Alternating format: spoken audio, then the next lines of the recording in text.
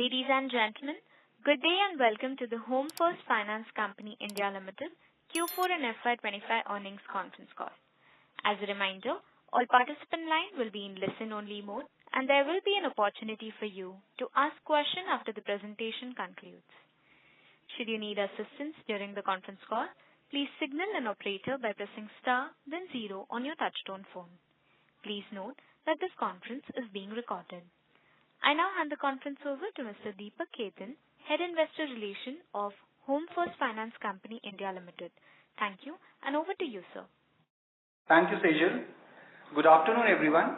Welcome to Home First Finance Company's earnings conference call to discuss the financial results for the quarter and financial year ended March 31st, 2025. We hope you have had the chance to review our investor presentation and press release, both of which are available on our website and the stock exchanges. Additionally, we have uploaded an Excel fact sheet containing historical data on our website for your easy reference. From the management today, we have Mr. Manoj Viswanathan, Managing Director and Chief Executive Officer, Ms. Nutan Gaba Patwari, Chief Financial Officer.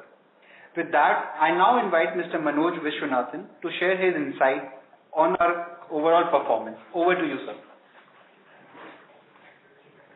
Thank you, Deepak. Good afternoon, everyone, and thank you for joining us today.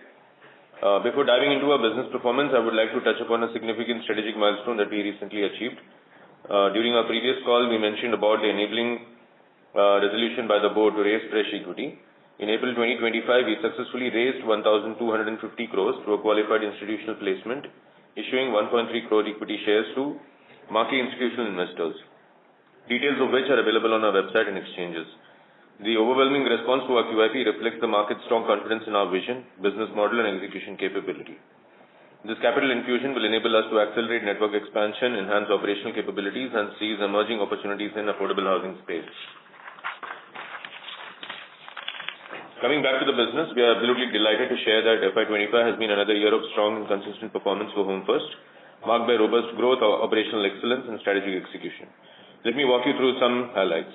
Our assets under management grew to 12,713 crores, registering a 31.1% year-on-year and 6.4% quarter-on-quarter increase, while delivering a PAT of 382 crores with an ROE of 16.5% for the full year 2025. We touched an ROE of 17% in Q4 FY25. Our disbursements for FY25 stood at 4,805 crores, up 21.2% year-on-year, in line with our guidance for the year. For the quarter, disbursements grew notably, increasing by 6.7% quarter-on-quarter. Business growth is driven by expansion and distribution strength in large affordable housing markets. During the fiscal 2025, we further expanded our network, adding 40 touch points, including 22 branches. This added our reach to 10 more districts within our 13 states and union territory. As of March 2025, our total touchpoints stand at 361 with 155 branches. As we expand our operations, we also added a net of 385 employees during the fiscal 2025, taking the total employee strength to 1,634. Importantly, despite the continued rise in the MCLR of banks, we were able to leverage our strong balance sheet and well-diversified borrowing mix to maintain a competitive cost of borrowing, ex-co-lending, of 8.4% for the fiscal 2025. Our borrowings stood at 9,551 crores as of March 2025, and we are carrying a solid liquidity buffer of rupees 2,468 crores. Our asset quality remains resilient with sequential improvement in early delinquencies. 1+ DPD improved to 4.5%, which is a decline of 30 basis points on a quarter-on-quarter basis. 30+ DPD improved to 3.3%, which is and it's a decline of 10 basis points on a quarter-on-quarter basis. Gross stage 3 assets remain stable at 1.7%. Our credit costs continue to be contained at around 30 basis points. We maintain our conservative annual credit cost guidance of 30 to 40 basis points. Now turning to technology, which continues to give us a competitive edge. Today, 75% of our sanctions are being facilitated via the account aggregator framework. 80% of our loans are digitally fulfilled through e-agreements and e-NACH mandates. And 96% of our customers are registered on our mobile app, with 88% of service requests now raised digitally. On the regulatory front, the environment continues to be supportive, with 2 back-to-back rate cuts of 25 basis points each by the RBI and clear policy focus on promoting liquidity, growth, and governance. The conditions are right for strong momentum in housing demand. Finally, I'm thrilled to share that our ESG journey is accelerating. We expanded our Green Home initiative during the year with 120 homes certified as of March 2025. Our ESG efforts are being acknowledged and appreciated by independent global agencies in the form of high ESG scores, 46 by S&P Global for 2024 and 16.2 by Morningstar Sustainalytics, indicating low risk. All in all, it has been another exciting year. India's housing story is only getting started, and Home First is uniquely positioned to lead this transformation. With that, I now hand it over to Ms. Nutan Gaba Patwari to take you through the financials in a little more detail. Over to you, Nutan. Thank you, Manoj. Good afternoon, everyone. Let us start with the key financial metrics. Total income for the year stood at 1,539 crores, up 33.1% year-on-year, and our profit after tax increased by 25% to 382 crores. This translates into a very healthy return on assets of 3.5% and ROE of 16.5%. For the quarter, we crossed 100 crores mark in profit as we posted a net profit of 105 crores with ROE of 17%, demonstrating that even as we grow, we continue to deliver strong profitability. Spreads for Q4FY25, our spread excluding co-lending is at 5.1%. Our cost of borrowing excluding co-lending maintained at 8.4%. Net interest margin for Q4 was at 5.1%. It expanded by 20 basis points on a QOQ basis, driven largely by better liquidity management. Operating expenses to assets was at 2.7% for the quarter, in line with our expectations. Moving to provisions and asset quality, credit cost for Q4 and for the year stood at 30 basis points. We continue to maintain our conservative medium-term credit cost guidance of 30 to 40 basis points. We continue to adopt a conservative approach to provisioning, maintaining a provision overlay above ECL requirements. As of March 25, our total provision coverage ratio is 46.6% as against 50.9% as of March 24. Moving to balance sheet and capital position, our balance sheet remains robust, providing a solid foundation to support the company's growth plans. Our borrowing profile continues to be well diversified and cost-effective, reflecting our prudent financial management. 60% of borrowing comes from public and private sector banks, 16% from NHB, 17% from assignment and co-lending, and balance from NCDs, ECBs, and NBFCs.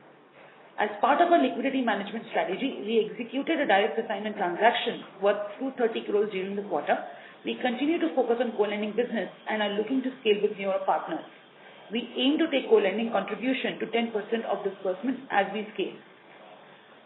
Our cost of borrowing is competitive at 8.4%, enabling us to maintain our spreads. Our current rating is AA- from leading rating agencies. Coming to capital adequacy and liquidity, as of March 25, prior to April QIP, our capital adequacy stands at 32.8%, with Tier 1 at 32.4%. As at the end of fiscal year 25, our net worth stands at 2521 crores, with book value of 280 rupees, reflecting a strong capital position. The capital position looks very robust post the QIP. I would like to highlight some pro forma key numbers. Given our enlarged equity base, post the capital infusion, our pro forma leverage has come down to 3.3 times. Pro forma capital adequacy post capital raise will be 51% and a net worth of 3,751 crores. To summarize, our financial position is extremely strong, our balance sheet is well capitalized, and we are sharply focused on scaling profitability while maintaining high asset quality. With that, we conclude our opening remarks and now happy to take your questions. Thank you very much. We will now begin the question and answer session. Anyone who wishes to ask a question may press star and 1 on their touchtone telephone. If you wish to remove yourself from the question queue, you may press star and 2. Participants are requested to use handset while asking a question. Ladies and gentlemen, we will wait for a moment while the question queue assembles. The first question is from the line of Renish from ICICI Securities. Please go ahead. Yeah, hi. Congrats on a great set of numbers, Manoj and Nutan, and also congrats for a successful QIP. Just two things. One on the spread side, right? So when we look at the incremental spread at 4.7, and when we look at the last 4 quarters, trending spread is declining. So how confident we are that we'll be able to sustain this 5 to 5.25 of a medium-term range when it comes to spreads?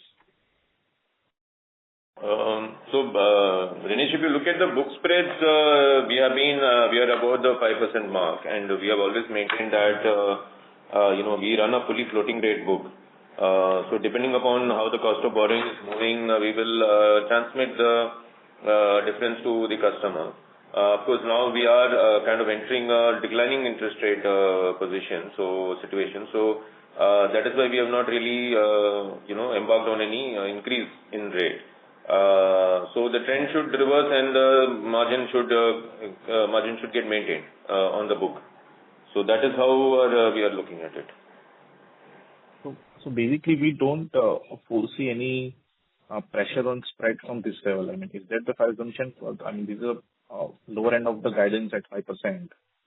Correct. So 5% plus we should be able to maintain, because it is, like I said, a floating rate book. So if we are going below 5%, we will transmit the difference to the customer.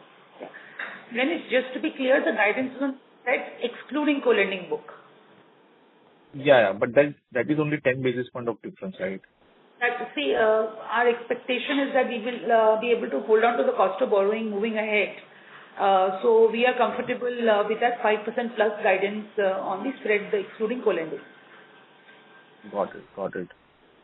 And just, hypothetical situation, let's say, if there is no rate cut cycle, I mean, how do you see the asset yield moving, just from a competitive perspective? Asset yields, we largely hold in the 13.5% kind of a range. So 13 to 13.5, we normally maintain the asset yields. You're talking about the origination yield, incremental origination yield. Yeah. So we should be able to maintain it at that level. Okay. And the LAP mix, how should it span out over the next couple of years? LAP mix broadly in the 15 to 20% range. 15% is the current share of AUM, while share of disbursal is slightly higher, 16-17%. So that catch-up is something that we have already communicated that over the next 5 years, it can move up from 15 to 20%. Okay. And lastly, on this, PCR on the stage 3. So last year we were close to 30. Now we are close to 25. So how one should read this data point of the PCR? So, Dinesh, it's essentially an outcome from the ACL model. So the only way to read is that the credit cost is improving, and the resultant requirement of provisioning on the book is now kind of coming at around 25%. And how often we refresh our ACL on annual basis? Every year, yes. Every March we do the full activity of refresh. So we have just done this exercise in the last 2-3 months. Okay. And just to clarify, on stage 1, we'll be using 12 months rolling database, right? On stage 1 we use 12 months probability of default, but the database is used from business to date. Okay. Got it. Okay, that's it from my side. For additional comfort, Dinesh, we've just had new auditors this time as we know that auditors have to rotate every 3 years. So this is DSR's first audit, and they have done a full detailed verification of the ACL model.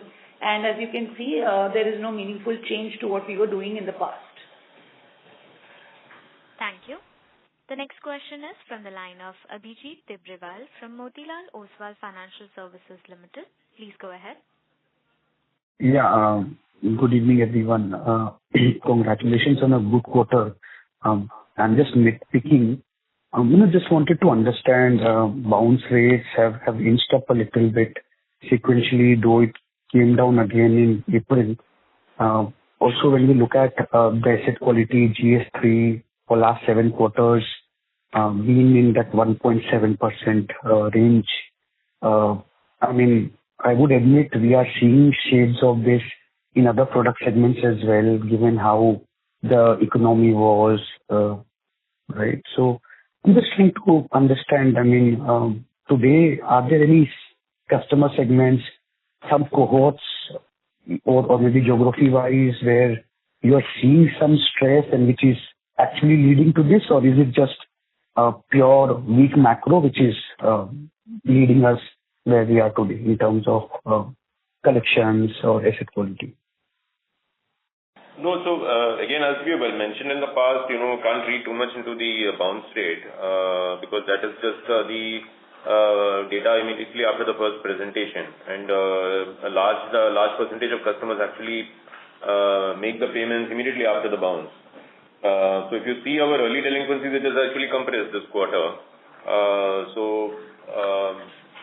Even in spite of the bounce rate being a little high last quarter, you can see that the early delinquencies have come down. The 1+ delinquency has come down to 4.5%, so there's a 30 basis points reduction. And even 30-day past due has come down by 10 basis points. I would say we are not seeing anything other than what you are seeing on the asset quality. There is nothing which we are reading from the ground level data that we are getting. Got it. So basically, bounce is more like some behavior change that has happened in customers, and which is where maybe they bounce when the NACH mandate is presented, but pay up later when we follow. That's right. Correct. Got it. Thank you. The second question that I had was for Nutan, more on the cost of borrowing trajectory in this upcoming financial year. Let's say with a 75 to 100 basis points cumulative rate cut, what is the benefit that we are going to see in our cost of borrowings? The related question here again is, now that we've already seen 50 basis points, have there been any changes in our PLR? Lastly, how are we thinking about margins now in this year? So, Abhijit, I'll try to go in the sequential order. So, assuming a 100 basis points cumulative rate cut, what we have observed generally is that there is a 60% transmission if we take a very long-term 10-year data. But the transmission takes about 12 months to happen. By now 50 basis points have happened, another 50 basis points in this conversation. So about 60 basis points, but it will take cumulatively 12 months to come through on the bank borrowing part of it. Logically speaking, it should also happen on the repo book and other EBLR book as well. So that is the answer to your first question. PLR, no changes have been made. What benefit has come through thus far is that, if you remember, our projection was 850 for Q4. We've been able to hold it at 840. So we've been able to actually hold the cost of borrowing flat for now 3 quarters, despite the MCLR creep up, because there are some shorter tenor linked lines which are getting repriced downwards. Moving to margins, I think before margins, spreads are important. Spread is going to be in that 5 to 520 range that we have guided just now. Margins is an outcome of equity because we've just had an equity raise. The margins will expand for, let's say, next few quarters. And again, as leverage starts to pick up 6-8 quarters out, we will see compression on margins. So the right number would be to look at spreads of 5+. Got it. And then the last question I had here is, now that the equity raise is complete, are we at least thinking about engaging with the credit rating agencies once again? So that's for you, Nutan. And lastly, again, for Manoj, from what we picked up from other housing finance companies during this quarter is, maybe in the month of March, the PSU banks were a little aggressive in mortgages, but we've not really seen that kind of a competitive intensity from the private banks just yet. So if you could just briefly give some color on how the competitive intensity is. Thank you. So credit rating agencies, yes, we have started doing some work because the results have just got signed yesterday. We are hopeful that in the next few months we should be, let's put a 6-month timeline to this, that we should be able to see initial signs of a credit rating upgrade. From my conversation with the banks, you're right, private sector banks are not so focused today on mortgage. In fact, there's a significant sell down of book from their side on the secured side.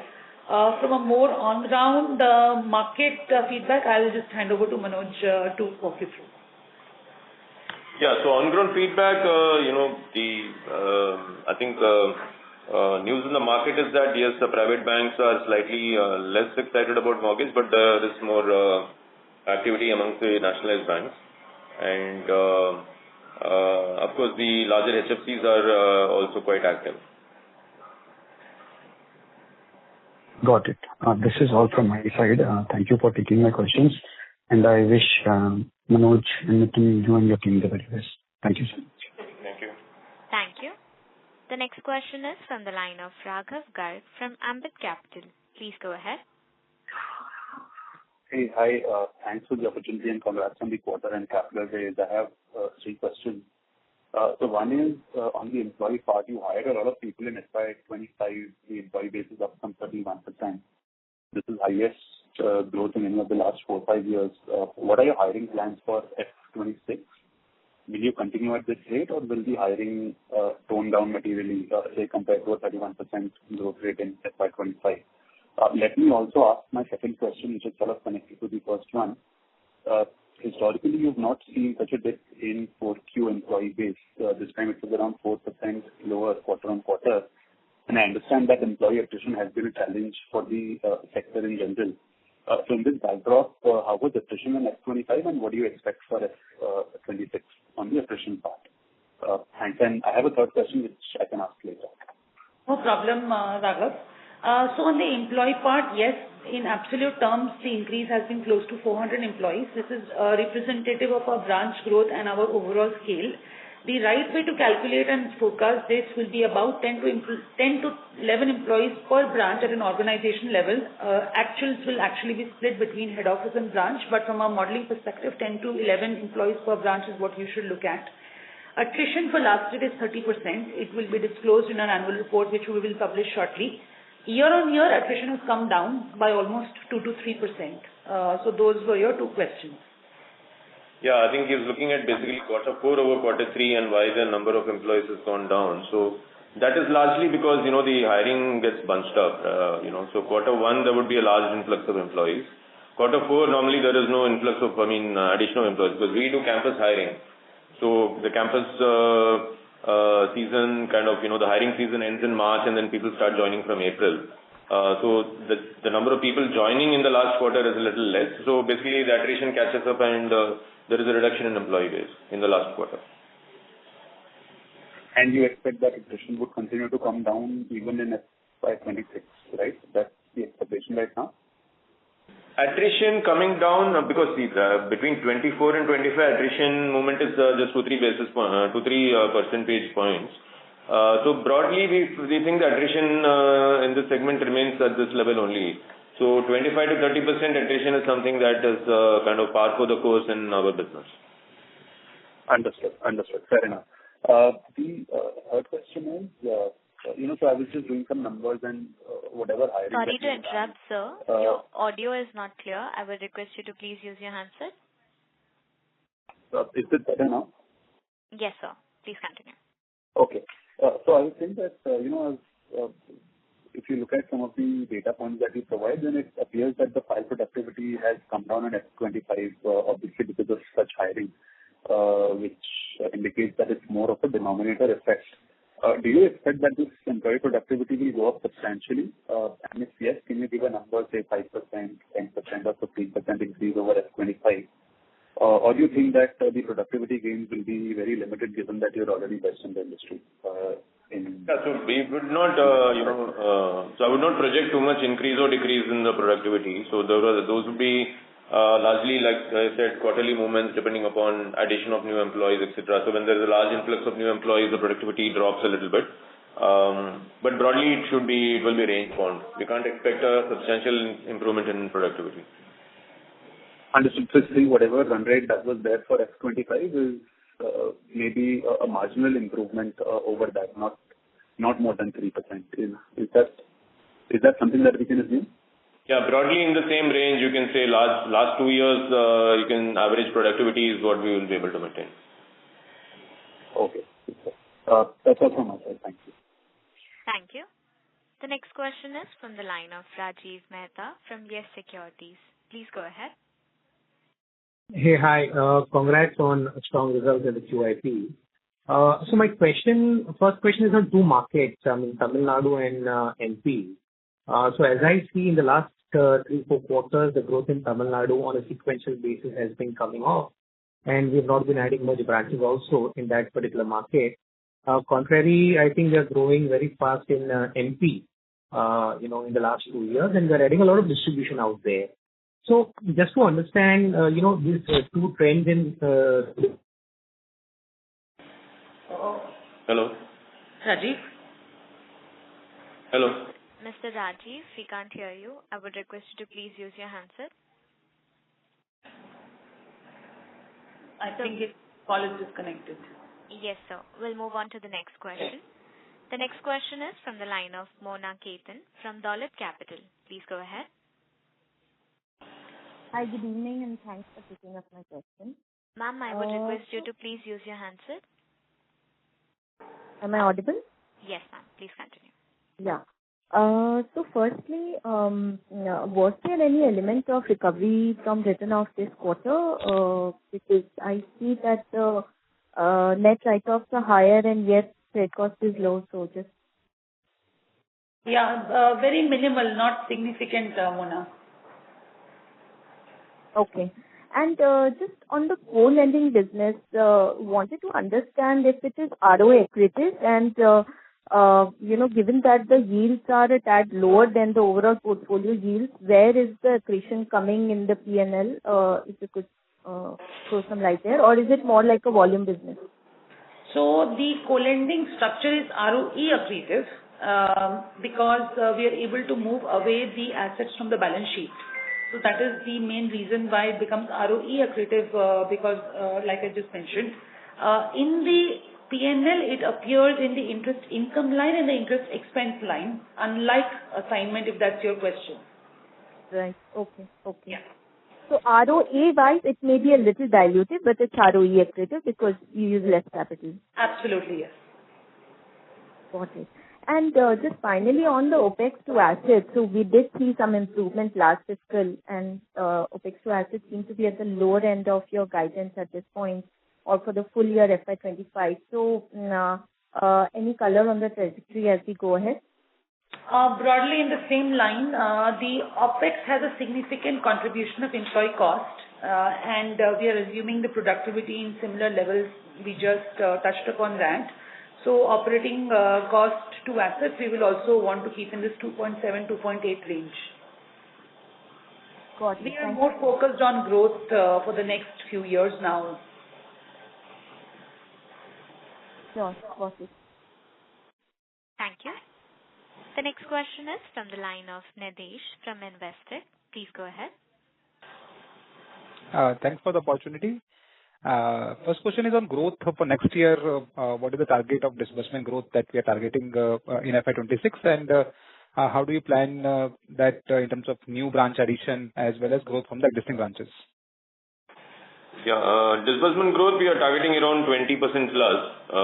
So somewhere in the 20 to 25% range is what we are looking at for disbursement growth. And the trend will be similar.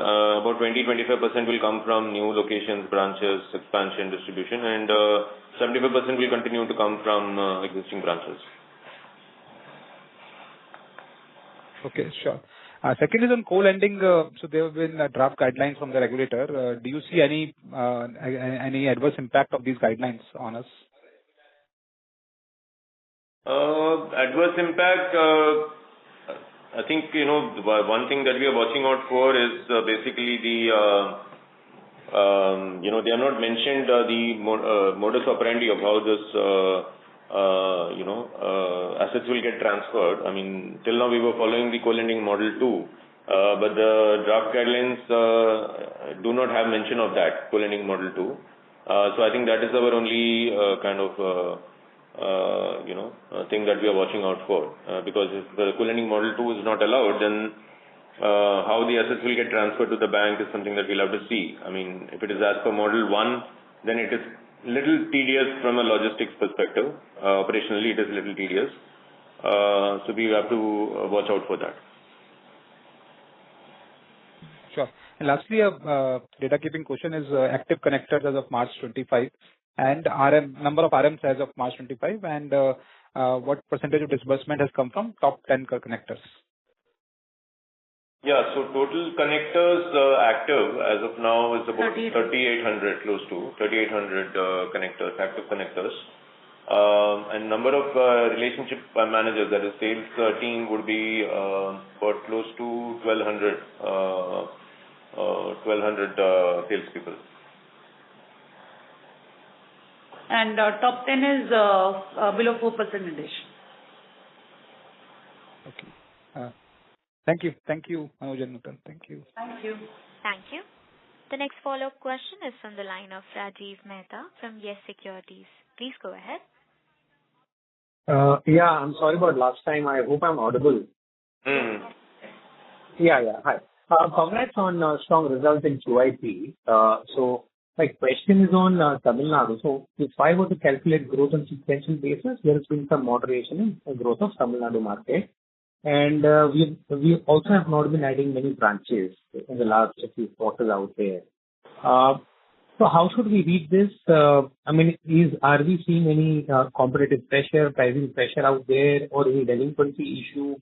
And the reverse question is for Madhya Pradesh, where we have been growing very fast and by adding a lot of branches. I mean, is that market? Besides the opportunity, is that market behaving well in terms of early delinquency trends, and hence that is giving us confidence to grow out there? Yeah, so as far as Tamil Nadu is concerned, we already have about 20 plus branches, about 24 branches there. So we are just kind of taking a step back and to see where we can expand, etc. And some leadership changes and those kind of a recalibration over there. In MP, you're right. I mean, our initial calculations have gone right, and we are able to expand and do well over there. So we are kind of investing more there. So these kind of you can say opportunistic movements will be there. There will be some states where we are kind of taking a step back, whereas in other places where we are expanding, etc. So this will continue. I mean, it's not that we have kind of capped out in Tamil Nadu. We will. We are looking at making some changes, and we'll come back stronger. Okay. And Nutan, about this borrowing mix, when I look at from a lender's profile, so we have basically reduced our dependence on private banks and increased our dependence on PSB banks pretty significantly over the last 7-8 quarters. How does it help us in a rate easing cycle? I mean, does it help us in terms of benchmarking of loans or negotiations, or if you can explain that? So not so much specifically like that, Rajiv. It's largely driven by relationship depth, size. For example, one of the reasons I can call out for the public sector bank expansion in March quarter is a large line from SBI. And it just happens to be bunched up in a particular quarter. So that would, expand substantially. But broadly it's 30 plus minus 5% between either of the two pools. But if I were to ask you that the borrowings from PSU banks, say the stock and even incremental, are they coming at a finer rates than private banks? Yes. At par, I would say. Okay. That would be one of the key considerations for us to move ahead. Got it. And just one clarification about this. So when you report collection efficiency and then you also give collection efficiency for unique customers, so the difference will be your OD collections and NPL recoveries, right? No. It is basically number of collections over. So if the same customer, for example, makes 2 payments in the same month, okay, that will get counted in the first bar, the higher one. But in the other one, it will be counted as 1. Okay, so it can also be in advance and not just OD or... No, we don't take advance. So it will be basically customers, for example, who are overdue by, let's say, 2 or 3 payments. Yeah, exactly. Okay. So OD collection and... Yeah, so the 3... can also NPL recoveries as well? Yeah, overdue and NPAs, yes. So overdue and NPA recovery. Correct. Okay. Yeah. Correct. Okay. Okay. Yeah. Got it. Thank you and best of luck. Yeah. Thank you. The next question is from the line of Anusha Raheja from Dalal and Broacha. Please go ahead. Yeah, thanks for taking my question. My question is basically working on the margin side only. Out of the total borrowing, 60% comes from bank borrowings. If you can just tell us how much is repo rate linked or the MCLR rate linked? And secondly, our NHB drawdowns, if I'm not mistaken, is close to around 16% off. So how do we see this number in FY26? More drawdowns if it is expected. And thirdly, again on the margin side, the origination yield in Q4 is 13.3% versus 13.5% of your blended yield. So that's lower around by 20 basis points what the blended average yield is. And on the borrowing side also, I think incremental marginal cost of borrowing is at 8.6% versus 8.4% blended cost of borrowing. So if you need to throw some light on all these things and how this could impact the margins. I understand that you said that you will be maintaining 5% plus, but if you can also throw some light on all these things. Yeah, sure. So starting with the first question on the repo and short-term link borrowing, that is about 18 to 19%. That is already there. And I also mentioned to one of the previous questions that we've already started getting some benefit through that, and that is one of the primary reasons why we've been able to hold the cost of borrowing flat. Your second question was on NHB mix. NHB mix is about 16%. So NHB mix is in that range of 15 to 20%, which we feel is appropriate for the size of our company. So we will continue to try to maintain in that particular range. On the last question that you had around yields. So yields will be, right now it's about 13.3%, and like we mentioned just a few minutes ago, the origination yield is range bound between 13 to 13.5, and we have a fully floating book.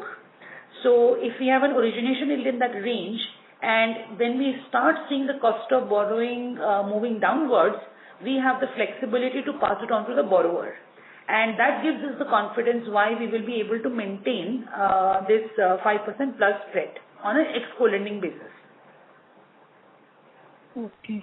And ma'am, you also mentioned the disbursements run rate of around 20 to 25%.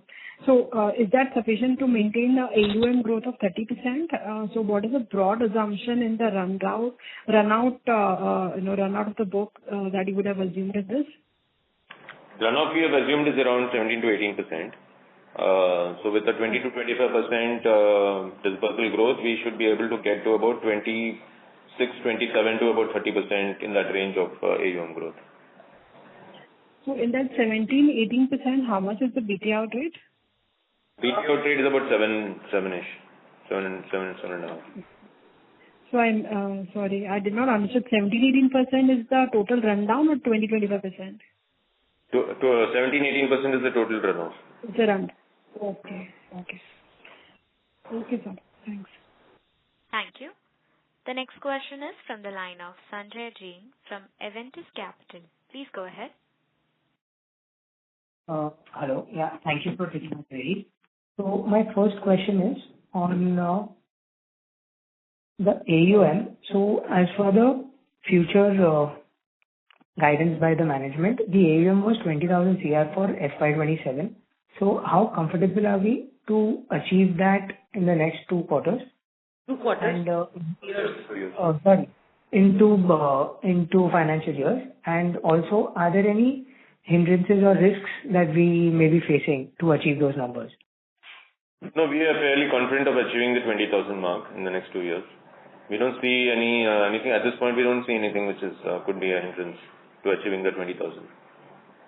Okay. And could you give me any guidance on the 35,000 AUM as guided about for FY30? Yeah. So there again, we don't see anything that is seen as a major hindrance to reaching that number. Overall, we seem to be on track to achieving those numbers. All right, sir. Thank you very much. Thank you. The next question is from the line of Shreya Shivani from CLSA. Please go ahead. Hi. Thank you for the opportunity and congratulations on everything. I just have only one of my questions is unanswered. It's again on the cost of funds. So you have reduced the liquidity buffer this quarter, and also you mentioned 18-20% is your repo linkages, right? So shouldn't the cost of fund reduction, shouldn't that have been a little more? Or maybe if you can quantify the breakup of how much benefit came in from repo, how much came in from lower liquidity, and how, or something like that, that will be a little useful. No problem. So lower liquidity benefit will not come in the cost of borrowing line, it will come in the NIM line. So when we focus on the cost of borrowing line, essentially what we are talking about is just the repo linked. When we talk about repo, EBLR and short term, it also includes, for example, a 3-month T-bill. But a 3-month T-bill has not got repriced substantially. Then there is a repricing date. So everything has to be in order for that, for it to become effective. So what has become effective is broadly just the repo rate. So then, you start slicing the 18% down to somewhere, let's say 10%. So that is why you see a significantly or rather a flatter curve. Now, let's take a hypothetical situation. If this policy rate had not happened, then we would have been at 850. So the delta really is about 10 basis points, right? And we can look at a double decimal to come at that exact number. The second question which you had was around liquidity. So liquidity is now giving an effect in the net interest margin line. So net interest margin is improved from 490 to 510. Largely contributed by liquidity. So I would say you can consider about half of it that has come through the liquidity line. And, there are some other accounting entries that we have to take on mark-to-market transactions that form part of, the borrowing cost. So those two have contributed to the expansion of NIM. Got it. So of the 20 bips, 10 bips is just from the liquidity benefit that has flown into the margins, right? That broadly. Has there been a pickup in the cost of borrowing for any other lines that we have? You mean most? Yeah. Yes. So whenever there is a historical, like a 6-month MCLR or a 12-month MCLR, because the bank MCLR has not come down yet, especially for public sector banks, as and when they are coming on the repricing date, they will increase. But if you're asking me from a marginal cost of borrowing, no, we have been able to maintain in the broad range of 840 to 860, and we are hopeful that, now we should start improving on that starting this quarter.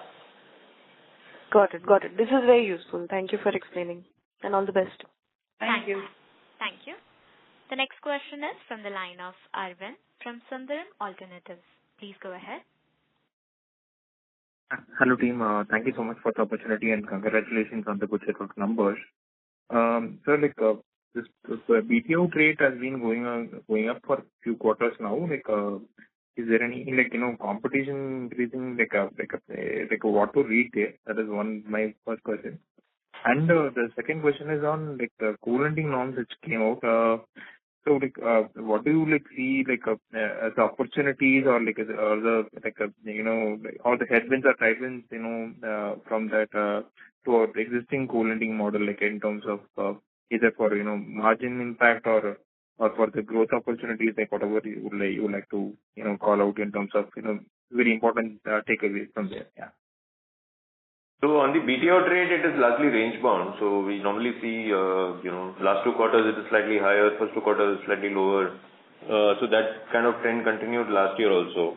And so not much of a, if you actually see quarter 4 versus quarter 4, it is a little lesser compared to last year quarter 4. FY24 quarter 4 was 8.3%. This time it is 7.5%. So slightly lower the BTO rate is. So we expect it to be largely in that range bound between 6 to 8% only. And as far as co-lending was your second question, right? Yes, sir. Yes, sir. Yeah, on co-lending, so new guidelines have been released, and we have to kind of wait, and I think they are still under discussions. We have to wait and watch On certain areas, it is definitely beneficial because now there is no ticket size cap on the co-lending part. So that is actually beneficial. And, of course, as I mentioned earlier in the call, there is no mention of the co-lending model 2 in the draft guidelines. So that is something that we need to watch out for, because that if co-lending model 2 is eliminated from co-lending, from the co-lending process, then it will make the co-lending process a little tedious. So that is a thing that we need to watch out for. But otherwise, the guidelines are beneficial in the sense that it expands the addressable market for us. Sure. Thank you. Thank you. The next question is from the line of Pavan from Ratnataya Capital. Please go ahead. Hi team, congrats on the results.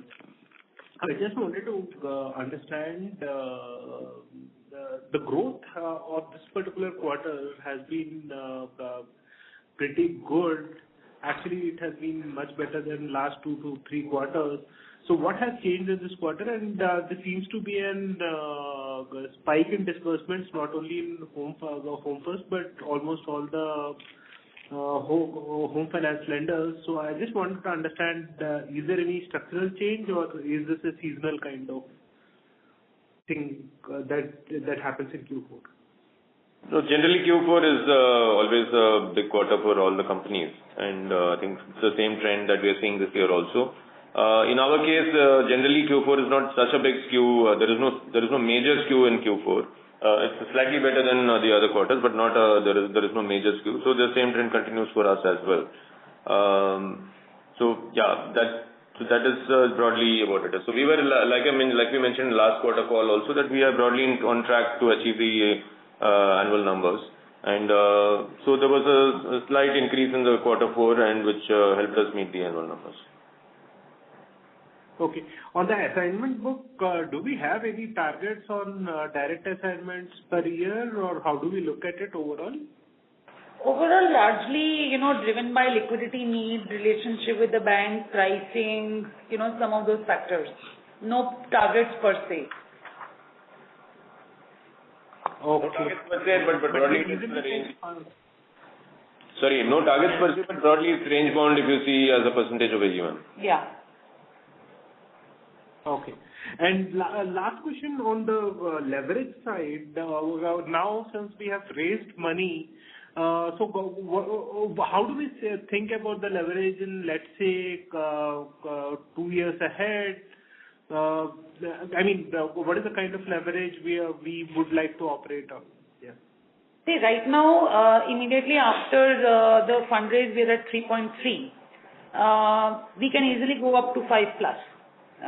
So we are good for 4 years thereabouts. Okay. So you are saying until next 4 years, you might not need to raise again? That's right. See, because right now we will have a optical reduction in ROEs, and eventually that will also start catching up. So then equity will start accruing, and that will also further support the growth on the AUM. So FY30 probably until that we are good. Unless of course we grow faster than our projections, then it's another story. Okay. And as per your projections, when will we get back to the ROE of, let's say, around 16-17% that we currently have? So our first milestone is to get to 15 plus, which is in about 6 to 7 quarters from now. Okay. Got it. Thank you, guys. Thank you. Thank you. The next question is from the line of Ravi Naredi from Naredi Investments. Please go ahead. Thank you very much. Manojji, you are really doing great. My question to Gadaji, our borrowing rates are 8.4%, which is higher than other reputed NBFC. They borrowed at 7.2 to 7.4. Why you pay higher rate? This rate of interest came down to us in 7.2% in financial year 22. But again, it has risen. Yes, sir. Sir, I think the larger NBFCs that you're comparing us with will be likes of Bajaj and PNB Housing. and perhaps some of the other names. Sir, their credit rating is AAA. We are a professionally set up entity. Our credit rating is AA minus, and the big difference is scale. Sir, we are hopeful that one day we will definitely get to AAA, and then, we will match those rates. But we need some time to get there, sir. So, in how many years we'll attain AAA?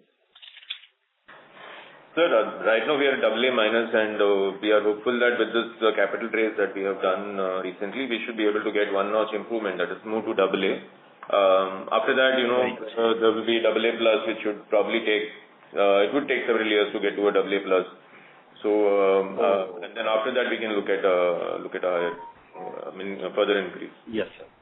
Sir, again, this GABA ma'am, as we maintain liquidity 2,700 crore, almost equal to 1 year AUM, why we maintain such a higher liquidity buffer when we have unavailed bank credit limit? Sir, the 2,500 that you are seeing, it's not on the balance sheet. Out of that, 1,200 is on the balance sheet. The rest is on unavailed lines only. Okay. Yes, sir. Okay. Understand, sir. And 28.7 crore we write off this year. How much recovery of earlier year write off we received during the year? Sir, it's not, you are looking at the credit cost line, right? Right. Sir, it's not full write-off. The write-off portion of that number is about 17 crores. And the recovery that we've had is about 2 crores. 2 crore. Yes, so 15 crore is the net loss. Net write-off. Yes, sir. Net write-off. Yes, sir. Okay. Thank you very much, and carry on. Yes, sir. Thank you. The next question is from the line of Subrato Sarkar from Mount Intra Finance. Please go ahead.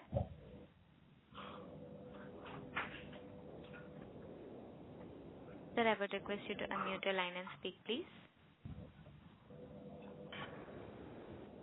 Due to no response from the current participant, we will move on to the next participant. The next question is from the line of Abhishek Jain from Alpha Accurate Advisors Private Limited. Please go ahead. Thanks for opportunity and congrats for a strong set of numbers. Sir, my first question on the industry growth in the affordable housing segment. So what is your expectation for FY26? And we have seen that many financial institutions are increasing their presence into this space. So how do you see competition over there? As far as the overall market is concerned for FY26, we think it should be another year of good or a decent demand, because affordable housing demand has largely been secular. The growth has been secular in the range of 10 to 15% a year. So we are expecting a similar kind of a growth rate this year as well. As far as competition is concerned, it has been again very uniform across several years. Every year there are some new players entering this business, but at the same time there are some of the larger entities who move up in terms of the ticket sizes and customer profiles. So in some ways they kind of exit this segment. So it has been from a competition perspective, we expect it to be another year of similar competition. Nothing very different. So what is your current market share in this space, and how do you see the market share going ahead? The market share, if we look at it as a percentage of the overall affordable housing segment, we are at about 2% share of the market. And our ambition is to reach somewhere between 4 to 5% market share in the medium term. That is maybe in the 3 to 5 year kind of horizon. Okay. And in terms of the ticket size, what kind of the growth you are looking in the coming years in average ticket size? The average ticket size has been growing at about 3 to 4% every year, and we expect a similar kind of increase in the coming years. So every year maybe around 3 to 5% increase in ticket size. Okay. And my last question on the delinquencies side. So are you seeing any increase in the delinquencies in a few states and your courses. Would like to give some comment on that part? No, broadly, at least last several quarters, we have seen most of the states moving together.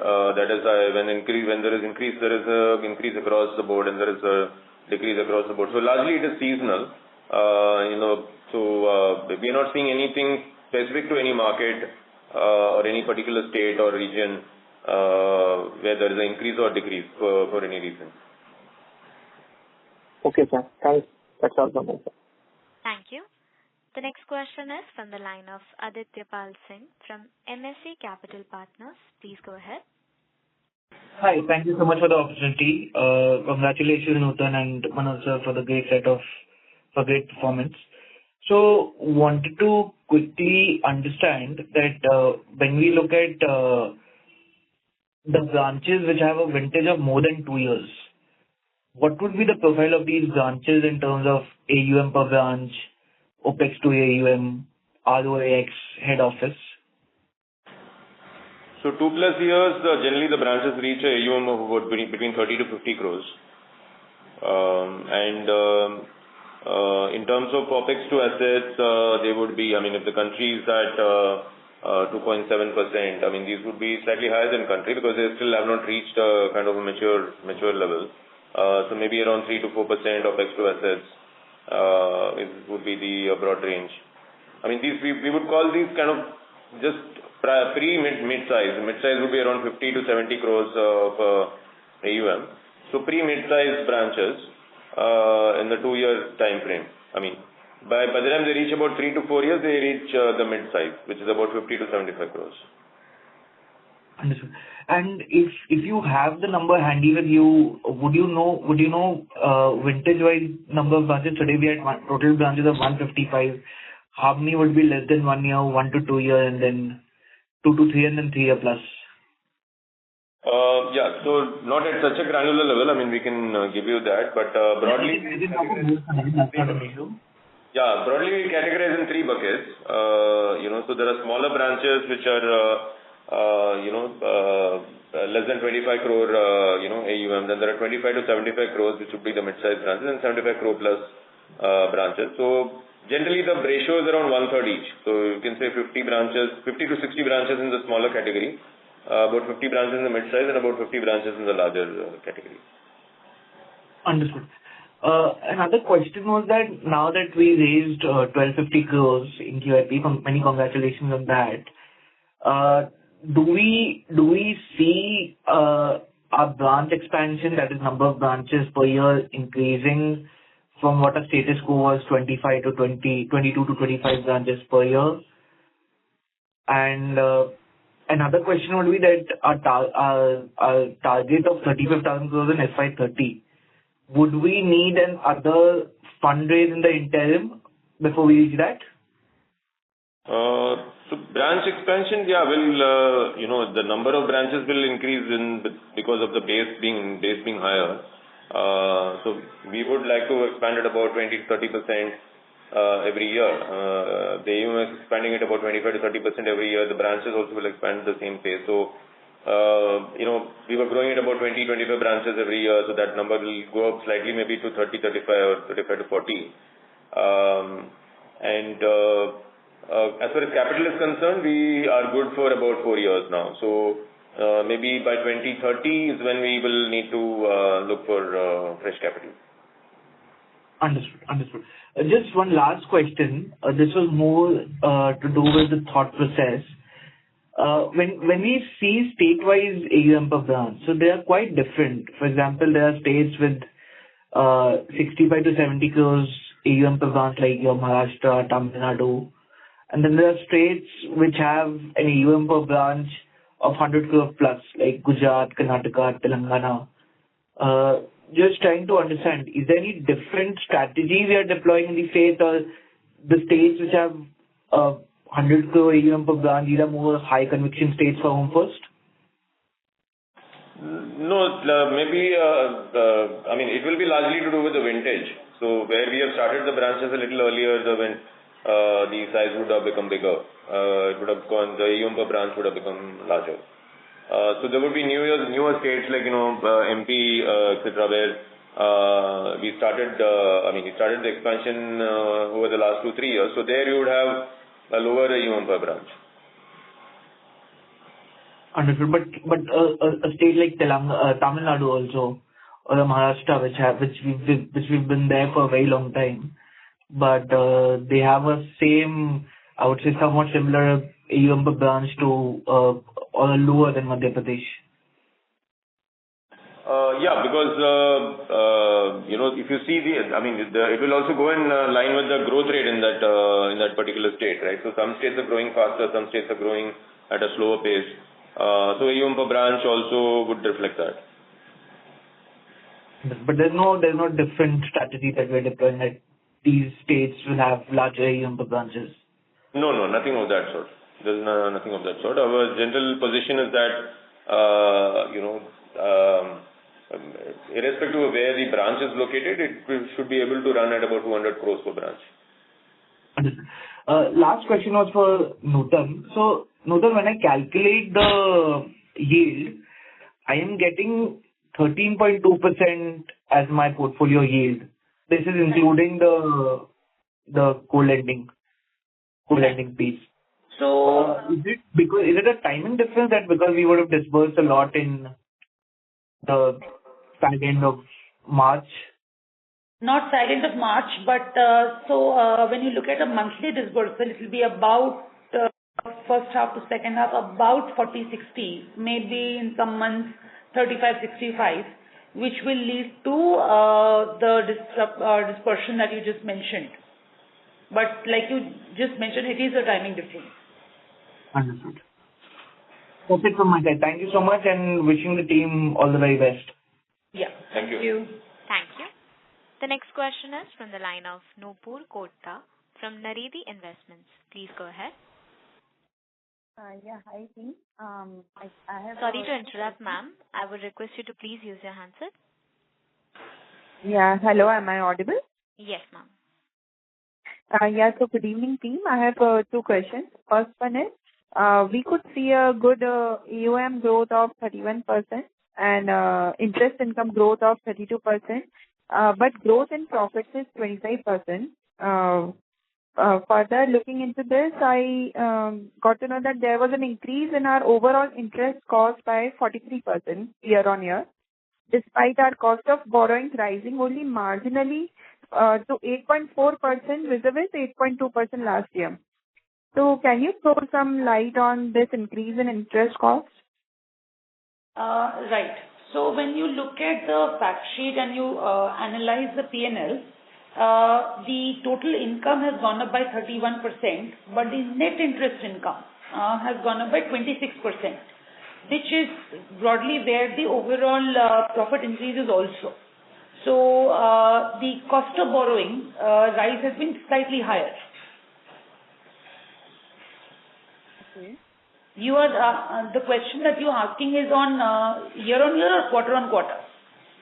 Year on year. So when you look at the fact sheet, the interest expense has gone up by 43% because the cost of borrowing has, and the total income has gone up by 33%. Exactly. Yeah, so that is the most important reason. Yeah, so what is the reason behind the rise in interest cost by 43%?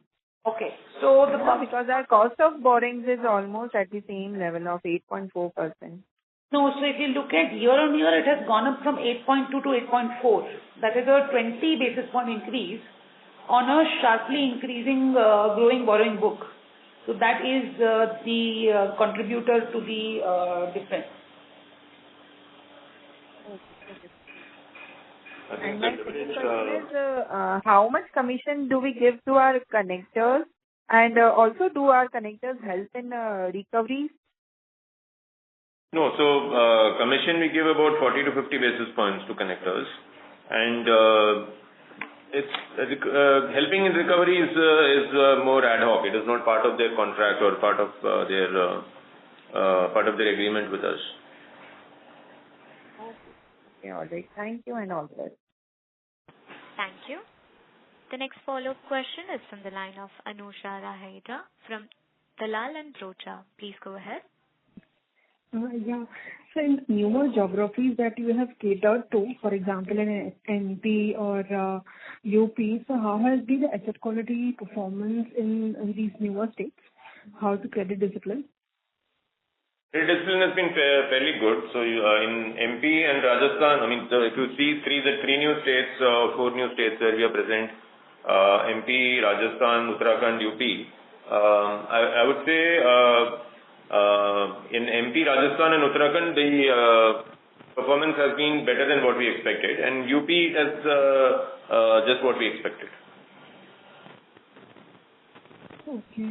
And in Gujarat, which is a domain state, the growth is coming down in that state relatively on YOY basis. So is it because the other states are growing at a higher rate, or demand per se in that state is relatively lower, or you would choose to grow at lower rates there?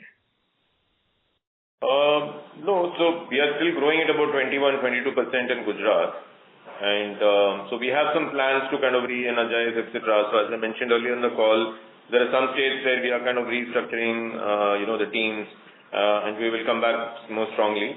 So there are some places where we are going by 20%, there are places where we are going by 30%, 40%. So there is a range. So there will always be that strategy of,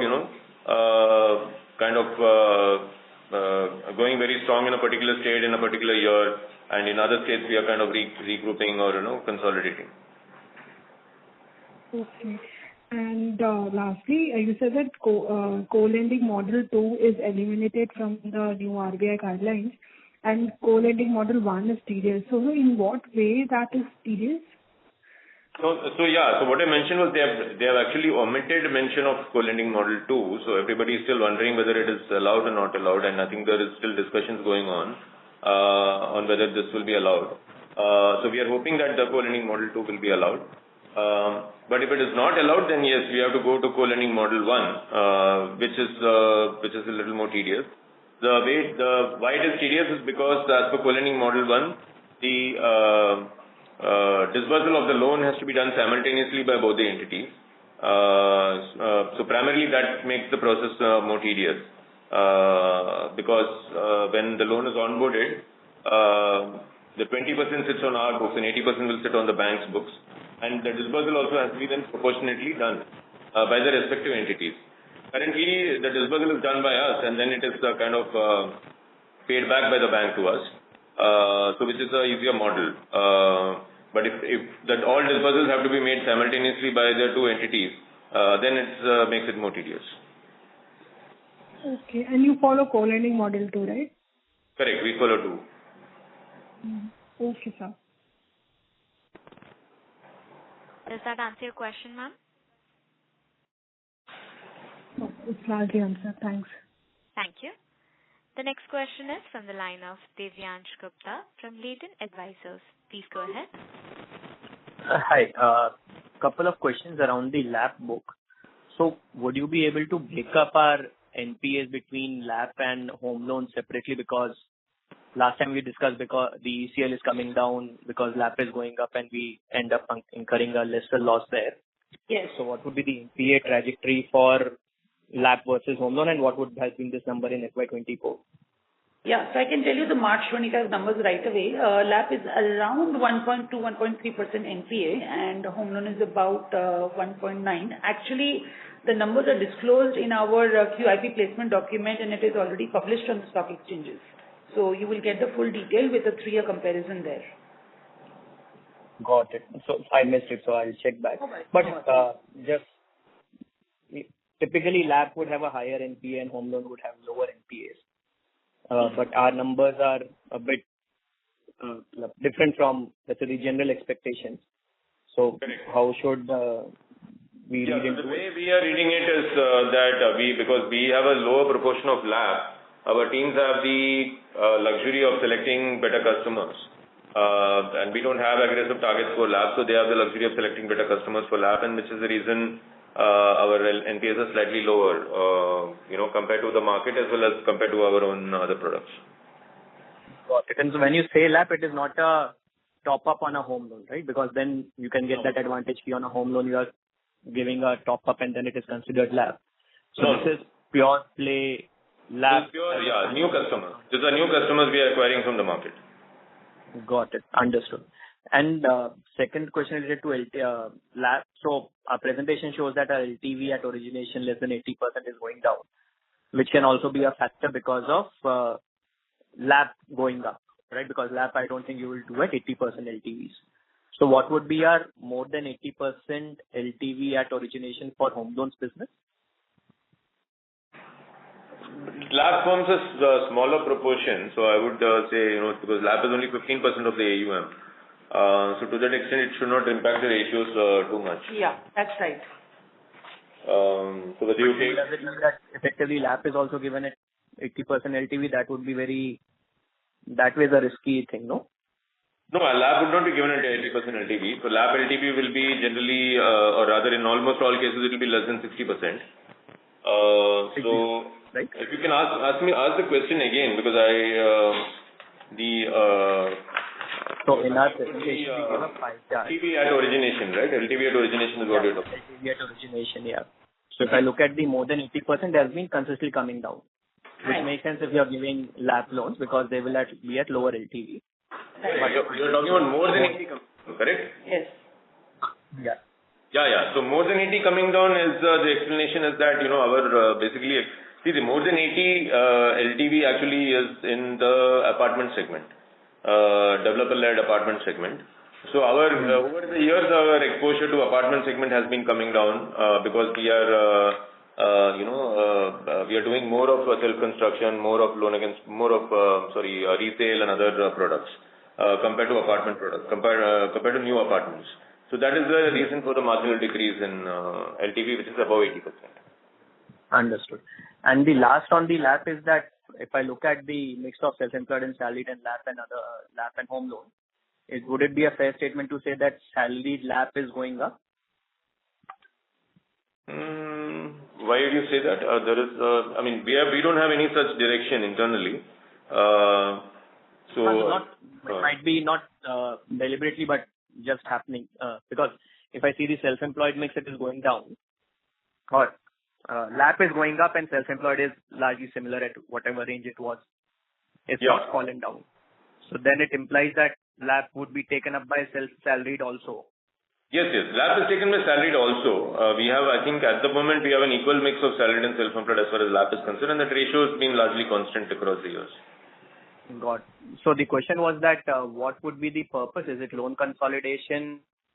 Purpose is threefold. There are basically broadly three purposes of LAP, why people take LAP. There are some customers, about 30% of the customers, who would have actually started their construction by borrowing from others and who would have kind of finished the construction, and then now they want to repay those loans. So that is one reason. So it's like a delayed housing loan. So that is one key reason for LAP. The other reasons are the normal traditional reasons where it is used for consumption or it is used for a business purpose. Got it. Understood. The second question, so LAP questions are done. So the other one was that last time we mentioned that we studied Bajaj and Chola and we figured out that let's say we will come back to markets every 2 to 3 years to raise equity. Right. Now in this call we said that this equity raise will suffice for us for at least 4 to 5 years. Right. So is there a change in thought process of the growth assumptions that let's say we had earlier versus now, or how should we read into that? The change is in the amount of equity that we raised. So when we were on the call last time, the number that we had in mind was 1,000 crores. And we had taken an enabling resolution for 1,250 crores, but because of the response, we actually ended up raising the full 1,250 crores, which has added the additional year. Understood. The next question was the digital partnership, sourcing through digital partnerships saw a big raise from 1 point something to 2.2. Is it a one-off? Is it some structural changes that we have done, which has taken this to this level? Or just trying to see how is it a one-off or some structural changes that we have introduced? It's not a one-off. It is, you see, I think last couple of quarters back, we a new partnership was added, which is PhonePe. Okay. And so that is giving us a slightly increased number for the digital partnerships. Got it. Understood. So I'm assuming, given the franchise that they have, we should. But is it a BT product or it's a fresh new home loan kind of loan that we don't do BT product. We only do new home loans. I mean, BT product is not a focus area for us. It is a very insignificant portion of our business. And in all these digital partnerships also, the focus is on new acquisition only. Got it. Because for them, it becomes a very easier sell key. Sir, aapke paas home loan hai, we can give it at a cheaper one. That's why That is right. But that is not, I mean, so that is more of a strategy by some of the larger lenders because they have a cost of borrowing advantage and they can pass it on to the customer. We don't have that advantage, so we only focus on newer. Understood. So two more questions. The 300 crores of net gain on DA. Yes. And if I look at our PPOP or even PBT, right? So around 20% of our profit is coming from this upfronting of DA sales, which does not necessarily lead to 30 crores profit being booked, right? 300 crores. You mean 30 crores? 30. Yeah, 30 crores. Sorry, my bad. 30 crores, but PBT met is still 20%, right? Yeah. So the question was that one is if you can break the split into what was the net gain from fresh DA done and the earlier ones would have been some assumption change. So if you can just give a breakup of this. Right. So the breakup largely is not more than 10% which will be there from the old one, but I want to address the more important point of whether this is sustainable. See, the thing is that we are upfronting the income because it is a requirement. Now the question is, if I did not upfront it, and if I drew up my P&L and looked at the profit after tax or the net worth in the old IGAAP method, what would be the difference? Because either I can do IGAAP accounting or I can do Ind AS accounting. So on a net worth basis, because it is a timing difference at the end of the day, I am still going to recover the same amount of money from the customer and my spread is not going to change. So from a net worth basis, the difference is not more than 30-40 crores. From an annual profitability perspective, the difference is less than 10 crores. And it fluctuates depending on whether the assignment proportion to the AUM is increasing or decreasing. Because the gap is so narrow, we have chosen to kind of focus on more why DA needs to be done rather than, the contribution to the income, because either it will come through the net gain line in India's accounting or it will come through the interest income and expense line in IGAAP accounting. But see, this quarter itself it was 30 crores and you said for the year it is around 10. Sorry, am I missing? Did I misunderstood something? No, for the year. Because every year there is a net gain, right? So if I just cumulatively look at it, it would be a higher number. No, so if I did not do a net gain, I have a DA book on which I would earn the spread. Yeah. So my DA book will that be... would have been 10 crores. That would have been 10 crores is what you are saying. No, my DA book is about 1,500 crores on which I would earn a 5% plus spread. No, he's saying it would be done it that way, it would be 10 crores lesser than the total for this case. Profitability would be in the range of 7-10 crores difference, yes. Got it. And what is the overlays that we are carrying in our ECL? 13 crores. 13 crores. And what would be the write-off in this quarter and for the whole year? I'll just tell you, give me a moment. Whole year is 17 crores approximately. Just the gross write-off, right? Not net of recovery. That's right. This quarter, I think it's 4 or 5 crores. I'll just tell you in a moment. Sure. Yeah, about 5 crores. Yeah, 5 crores. Got it. Yeah, that's all that I had. Thank you and all the best. Thank you. Thank you. The next question is from the line of Siraj Khan from Asian Capital Partners. Please go ahead. Thank you for the opportunity and good set of numbers. I have two questions. One with respect to the data that is given in the fact sheet of the new to credit loan accounts. So in from FY24 to 25, that has reduced. So this is by design or by default? I mean, are we actively going towards having credit information customers, or the number of customers in the new to credit segment are reducing? How is that?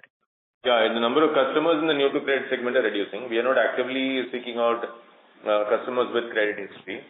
It's just that in the market, such customers are reducing because credit is easily available now. Okay. And on similar lines, the self-employed AUM is constant. I mean, it's inched up very moderately. But what is the split that you see, say, FY26 or ahead? Broadly in the same range only, 60. I think right now 68-32.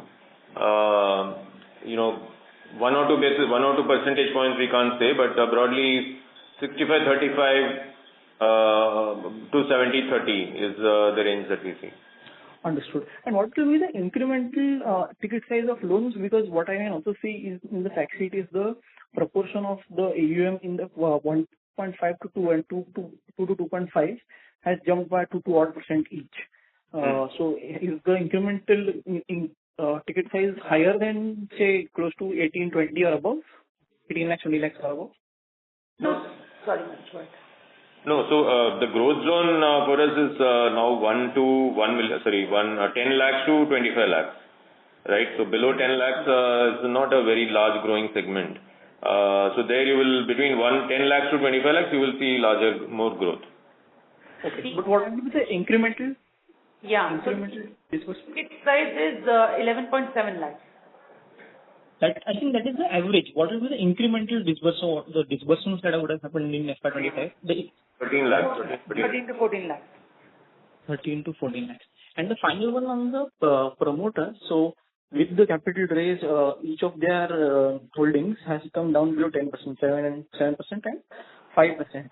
And now Warburg remains the single largest holder at approximately 11%. So what will be their role going ahead? And how will there be any specific change in the management or anything of that sort with respect to the direction? That is a question. No, there is no change. I mean, the promoters have largely functioned like public market shareholders over the last 3-4 years also since the time we listed. We do not anticipate any change as such as far as management or company functioning is concerned, because we have been led by the independent board all through these years. So no change anticipated. So no specific change in strategy or anything with respect to sourcing or anything of that sort? No, absolutely not. Because like I said, we have been led by the independent board even over the last 4 to 5 years. So we don't expect any changes. So largely it has been management and independent board led strategy. The promoters, our large shareholders have not played a role in that. So nothing is expected to change. Okay, thank you. And just a final one on the state-wise asset quality. So we have seen good growth in Madhya Pradesh and in others, in some states of Karnataka and others. But what I want to know is, are you seeing any signs of early stress, maybe in the city of DPD or 1+ DPD, where because it has been inching up, although it's been controlled, but it has been inching up year over year. So is there any specific state or any specific product or a customer type that is seeing any early signs of a warning? Because, say, for example, Madhya Pradesh has grown approximately 72% YOY, as per the fact sheet, but Tamil Nadu and other states have grown slightly lower. So is there a region-wise issue or some state-wise issue, anything of that sort? No, the pace of growth is not directly linked to the asset quality experience that we are facing in the state. It is more related to various other things like getting the right people, expansion of branches, and various other factors. So it is not, like I said earlier, most of the locations have a similar profile as far as the credit behavior is concerned. We are not seeing any dramatically different behavior. Understood. And just a clarification, the active connector account that was shared earlier was 3,800. 3,800 active connector accounts. Thank you. Thank you. Ladies and gentlemen, that was the last question for today. I now hand the conference over to Mr. Manoj Viswanathan for closing comments. Over to you, sir. Thank you everyone for participating and engaging in the call. We hope that we have been able to answer the questions to your satisfaction. In case you want to reach out for further questions, you can always reach out to Deepak Kisan or write to us on investor.relations@homefirstindia.com. Thank you very much. Thank you. On behalf of Home First Finance Company India Limited, that concludes this conference. Thank you for joining us, and you may now disconnect your line.